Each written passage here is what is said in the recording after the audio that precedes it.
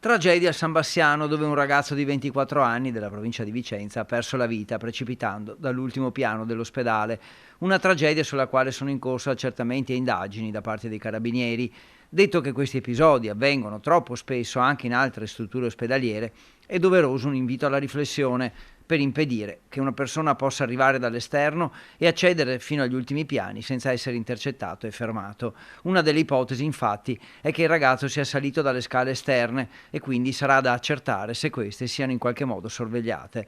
Comunque, secondo le prime ricostruzioni, il giovane, che non era un paziente ricoverato o seguito dalle strutture sanitarie, sarebbe riuscito ad arrivare all'ultimo piano, l'11°, dove sarebbe stato visto da una donna che ha avvisato il personale all'ingresso. Medici e infermieri sarebbero saliti subito, non trovando però nessuno.